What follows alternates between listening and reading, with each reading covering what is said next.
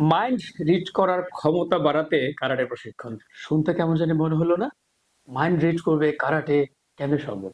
বিশ্বাস করেন, চমৎকার একটা মাধ্যম। ছোট্ট একটা এক্সাম্পল দিই।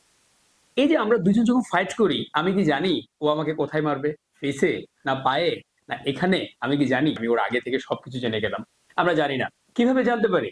Mind read. তাইলে এবার কি বুঝতে পারছেন মাইন্ড রিডটা কিভাবে শিখে? আরো একটু খোলাসা করি। আমরা যখন ফাইট করতে যাই তখন তার ফেসের দিকে তাকিয়ে থাকি।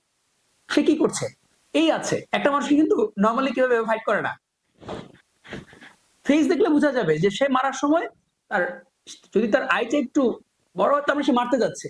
আমরা তার ফেসের দিকে ঢুকে বুঝতে পারি, আমরা যখন তার ফেসের দিকে তাকিয়ে থাকি, তখন বুঝতে পারি সে আমাকে কিক করবে, পাঞ্চ করবে না কি করবে। যারা কখনো ফাইট যদি খুব কাছ থেকে দেখার চেষ্টা করেন, দেখবেন তারা ফাইটের সময় কারো পায়ের দিকে, মুখের দিকে, হাতের দিকে তাকায় থাকে না। তারা জাস্ট চোখের দিকে তাকায় থাকে। তার মানে চোখটাকে তারা রিড করার ট্রাই করে। তারা চোখ দেখেই বলতে পারে কিক মারবে না পাঞ্চ মারবে অথবা আমার কি মারা উচিত। এই যে মাইন্ড রিড করাটা কারাটে প্রশিক্ষণে চমৎকারভাবে শেখায়। আমরা না বাচ্চাদেরকে নিয়ে না খুব মজার একটা কমপ্লেইন করি। কমপ্লেইনটা সব বাবা-মাই করি। আমি নিজেও করি সাধারণত। বাট এখন আমার অনেকটাই কমে গেছে। কারণ আমার ছেলে-মেয়ে দুটোই কারাটে করে। মাশাআল্লাহ ওরা অনেক কিছু বুঝতে পারে।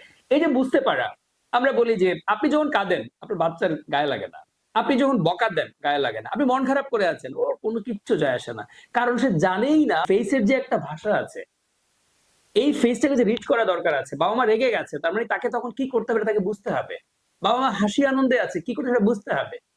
এই যে বাবা-মায়ের ফেস রিড করা, এই যে মানুষের ফেস রিড করা, কোন জায়গাটা কি করতে হবে, এখানে কি খেলাধুলা করা দরকার, এটা কি হসপিটাল, এটা কি বিনোদন কেন্দ্র, এই জিনিসগুলা বুঝার জন্য আপনাকে কিন্তু মানে মাইন্ড রিড করাটা সন্তানকে শেখাতে হবে।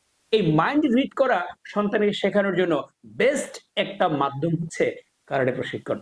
তাহলে শুরুতে যে বলেছিলাম মাইন্ড রিড করতে কারাটে শিখুন। ভুল বললাম?